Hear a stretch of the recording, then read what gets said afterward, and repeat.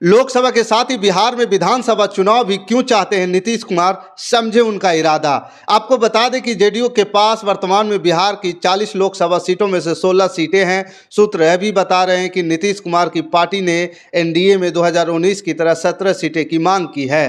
नमस्कार, मैं हूं पवन चंचल और आप देख रहे हैं जन जोश न्यूज़। अगर आप इसे फेसबुक पे देख रहे हैं तो फॉलो कीजिए और यूट्यूब पे देख रहे हैं तो सब्सक्राइब कीजिए। बिहार में नई सरकार के गठन के बाद कैबिनेट विस्तार और सीट शेयरिंग में हो रही देरी के कारण अटकलों का बाजार गर्म होता जा रहा है। सियासी गलियारों में इस बात का चर्चा है कि मुख्यमंत्री नीतीश कुमार विधानसभा भंग कर सकते हैं और लोकसभा चुनाव के साथ ही प्रदेश का चुनाव भी करवा सकते हैं। अंग्रेजी द हिंदू की एक रिपोर्ट की सूत्रों के हवाले से कहा गया कि नीतीश कुमार खुद दोनों चुनाव एक साथ कराने पर जोर दे रहे हैं। 7 मार्च से शुरू हो रही अपनी विदेश यात्रा से पहले दिल्ली में इस विषय पर वह बीजेपी के दिग्गज नेताओं के साथ मंथन करने वाले हैं। हालांकि जेडीयू के वरिष्ठ नेता नीतीश कुमार के करीबी और राज्यसभा सांसद संजय झा लगातार इस बात से इनकार कर रहे हैं। हाल ही में वह जब दरभंगा पहुंचे थे तो उन्होंने जोर देकर कहा कि विधानसभा चुनाव अपने तय समय के मुताबिक यानी 2025 में होंगे। आपको बता दें कि जेडीयू के पास वर्तमान में बिहार की 40 लोकसभा सीटों में से 16 सीटें हैं। सूत्र यह भी बता रहे हैं कि नीतीश कुमार की पार्टी के एनडीए में 2019 की तरह 17 सीट की मांग की है।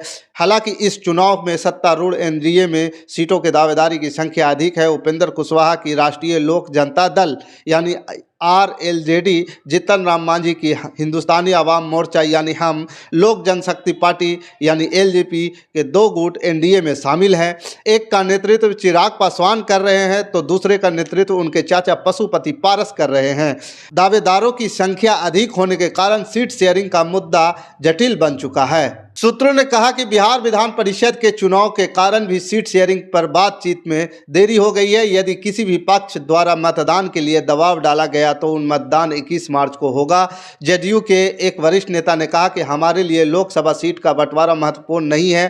पार्टी एक बड़ा वर्ग मानता है कि विधानसभा चुनाव एक साथ कराए जाने चाहिए ताकि हम विधानसभा में अपनी ताकत को ठीक कर सके।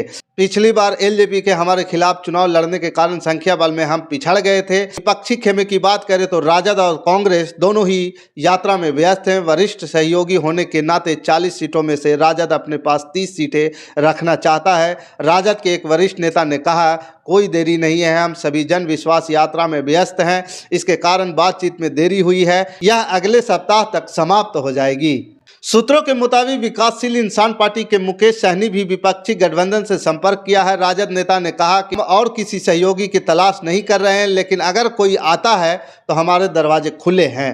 बाकी इस खबर के प्रति आपका क्या विचार है, आप हमें कमेंट कर जरूर बताइएगा। हमारे साथ बने रहने के लिए धन्यवाद।